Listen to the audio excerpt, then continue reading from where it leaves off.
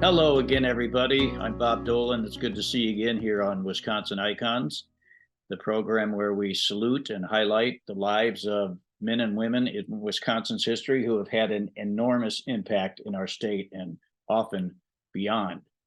My title sponsor, my thankfulness to them is Pasternak and Zergabel, award-winning injury attorneys, and you can find their assistance at www.injurywisconsin.com. When I was a kid growing up about 100 years ago, whatever mom and dad wanted to watch on television, we all had to watch on television for a couple of reasons. We only had one TV set, most families back then did, and there weren't too many other choices. You had NBC, you had CBS, you had ABC, and often some of the bigger cities at least would have a local channel. But if mom and dad were watching it, you were watching it.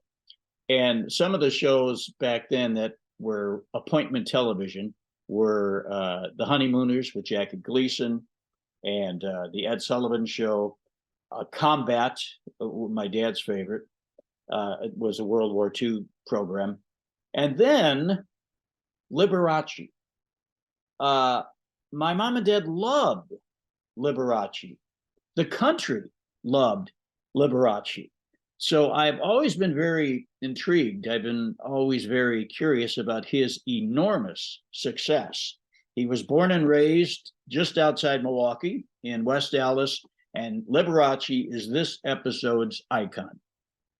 My guest to fill us in on Liberace is Bill Pavletic, and he has a very impressive resume of his own. He's a film and TV producer for Warner Brothers in Los Angeles. He was born here in Wisconsin. He was educated at UW Oshkosh.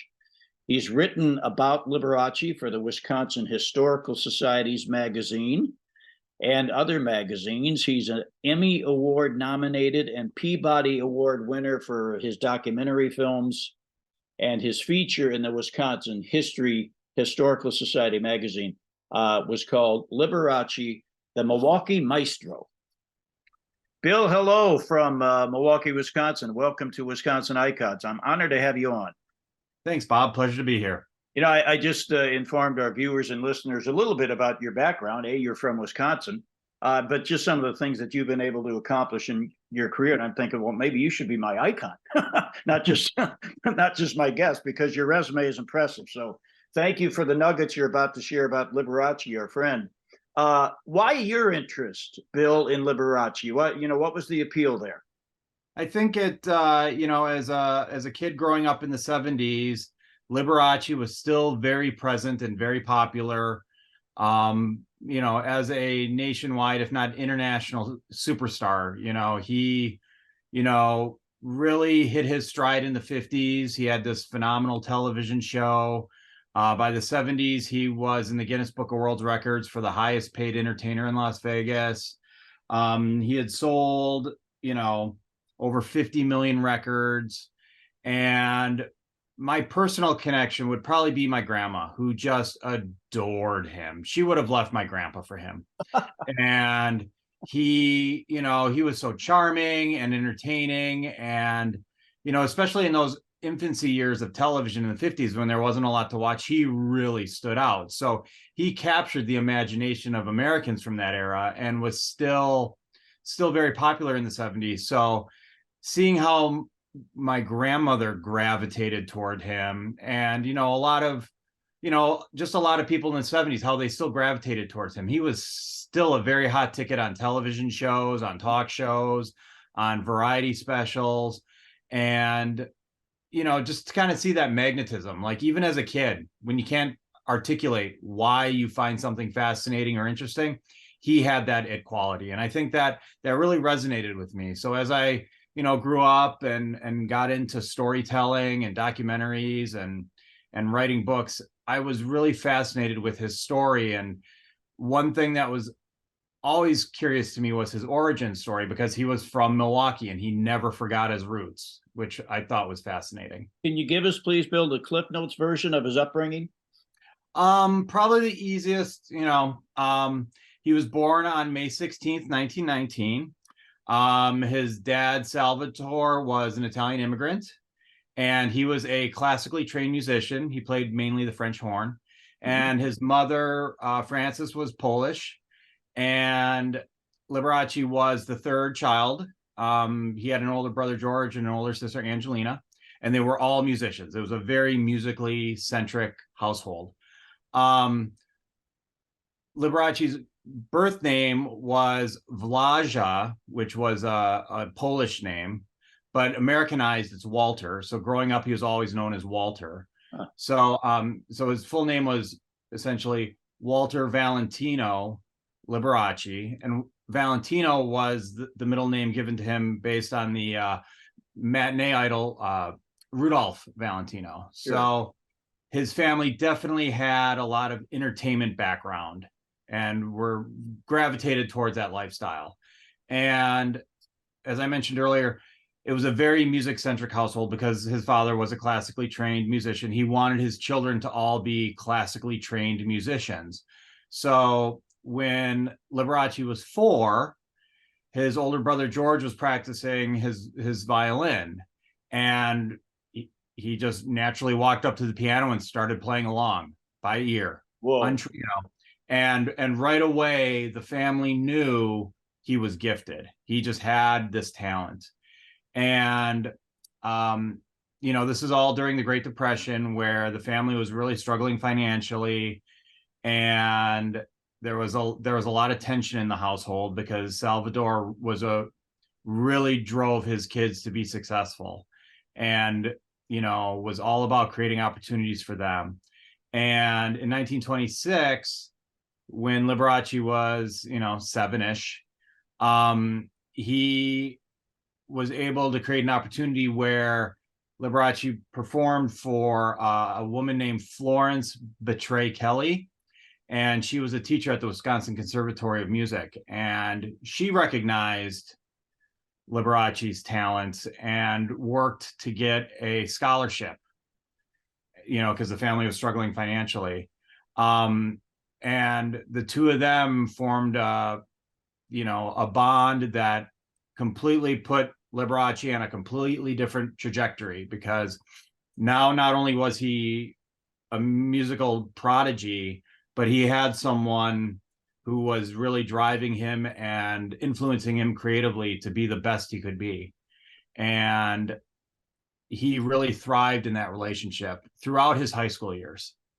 He must have loved playing the piano, and I've only because of what you just said, because we all know stories, Bill, the child genius, the prodigy, and so they're pushed toward a certain career, and by the time they become young adults, they hate it because that's all they've known.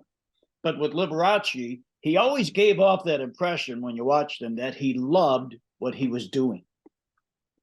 And it was interesting because from, like the moment he popped out of his mother's womb, he knew what he wanted to be and he knew what he needed to do it. And so he had this gift, this talent for being a pianist, and his dad was driving him to be a classically trained pianist, and there are interviews where people ask, well, why didn't you want to be the greatest piano virtuoso in the world? And he's like, well, nobody would have known who I was. By playing popular music and being an entertainer and being, on stage playing for, first, like honky tonks and saloons, and then obviously the biggest stages in Vegas and beyond. He loved the adoration. He loved that energy of playing in front of big crowds, the energy, the engagement, with his audience. Whereas if you're a virtuoso, you play, everyone claps, and you exchange respect. Whereas he always loved the exchange and the mutual energy. So as a high schooler, and even earlier than that, because the family was struggling financially, at one point they opened up a grocery store on the bottom floor of their house because dad couldn't get jobs. He's a classically trained musician, and there wasn't a lot of work back in the Depression. So mom opened up a grocery store on the first floor, and as Liberace always said, we never had a lot of money, but we always had something to eat. So we always kind of remembered those meager and modest beginnings, which also I think fed into his obsession and interest in opulence and grandeur. But like throughout high school, he was playing, in clubs in Milwaukee. Like he'd go to school and then he'd go to his class at the conservatory, and then he'd go play a honky tonk, or like the Red Room on Plankinton Avenue. That's what he loved. So he was able to do that and also help earn money for the family. I'm fast forwarding a little bit here, Bill, but you just mentioned his love for opulence and flamboyance, and I've often wondered if he needed that, because I mean his skill at the piano was off the charts, but he loved that. He loved the showmanship game. Did Yeah. he feel he needed that to perhaps garner additional attention, or did he just like that? That was just kind of who he was. I would say he enjoyed it. I think it all ties into his interest in attention.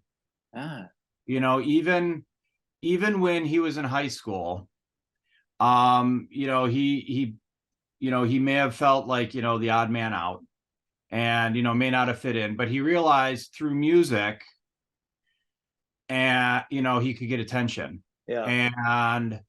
And as he became a bigger and bigger star, he realized the more outrageous the outfits, the more attention I get, the more popular I'm getting, the richer I'm getting. Like kind of fed this obsession to get acceptance. And a lot of it ties in, if you want to get really deep and psychological, his father never accepted him as far as being an entertainer. His mother adored him, was always at his side. His father essentially rejected all of his fame and popularity because he was an entertainer, not a musical virtuoso. That doesn't make too much sense to a guy like me, because his dad was one of the people who trained all his kids to be musicians. Liberace happened to be the best of them all, and his dad turned on him. That's odd. Yeah. Well, Salvatore, from all of my research, was a complicated man. Yeah. Okay. And not a very happy one, unfortunately. Yeah. You also previously mentioned Las Vegas. We're all aware that Liberace set up shop in Las Vegas pretty much for decades. And others are now doing the same thing. We had Celine Dion and Elton John, and et cetera. But I'm guessing that Liberace was certainly one of the first, if not the first, to kind of make Vegas his entertainment home, correct? Yeah. For the most part, Vegas opened up in the early 40s.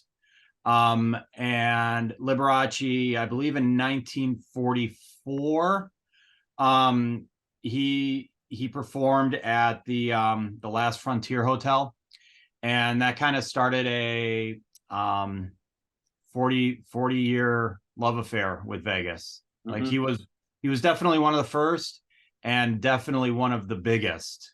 Like when he showed up, then all of a sudden, he kind of set the stage for everyone else. Like there might have been some other performers along the way, Yeah. but he's the one that made the splash. Did he ever use a vocalist in any of his, or was it strictly Liberace and a piano? It was mainly Liberace. Okay. And he had a lot of Hollywood friends. When he first moved to Los Angeles, I think right after World War II, he befriended a shoe manufacturer who essentially became his manager, and he introduced him to all of the famous people in Hollywood, everyone from, at the time, Don Amici and Bob Hope and Milton Berle to like Debbie Reynolds. And so he started traveling in those circles. And what he would do is he would often have shows, and then, they would come on and do a song. Okay. So, or Debbie Reynolds would invite him onto her variety hour, or she would have a special on a network, television network, and they would do a number together. But he was never necessarily a musical act with someone else. It was more of like friends helping out friends, and having fun along the way. It was all about having fun. He loved celebrations, did he not? I mean, he would take a celebration and just run with it. Yes, he often boasted that he celebrated Christmas for the entire month of December, and he always spent the entire month of May celebrating his birthday. Very He good. was, but he was, and I think this all ties back to his lack of acceptance from his dad. He loved to host a party. He loved having people around him. He loved making sure other people were having a good time. So he loved to host parties, if it was in Vegas or if it was in his LA home or in his Palm Springs home or if he was in a hotel room in New York. Like he was all about that energy and making sure everyone was having a good time. Bill, a couple of things that I did not know about the man until I did my 90 seconds of research for our conversation was he was a co-star in a pretty big movie, 1955, called Sincerely Yours. I did not know that Liberace had ever made a film, and it was a well-received film. Yeah. And that movie essentially launched his television career because the movie was well received. And at that time, television was kind of this untamed frontier in the 50s. So he started out on a local television station in Los Angeles, and he just captured, it like became popular locally. So then they syndicated it, and he just captured America's imagination and interest. And as he always liked to say, it takes some pretty strong muscles to be able to wink at 45 million Americans every week. The other thing I did not know is he was once the print spokesman for Milwaukee's Blatz beer, which I'm sure won him a lot of fans, especially here back home. Yeah. Yeah. Yeah. He had the Midas touch. I Yeah. mean, Yeah. that, at the time, everything he touched, he turned to gold. And it was, for someone like my grandma, who was born and raised in Milwaukee, to see, him become this international superstar, you could tell she had a personal connection to him. So then if he's coming back, because he always remembered his roots and is promoting the local hometown beer, how can you not love him? Is it possible, Bill, you're much better words than I am, to describe or explain to the generations which have followed you and me how big this guy was? I mean, he was worldwide enormous.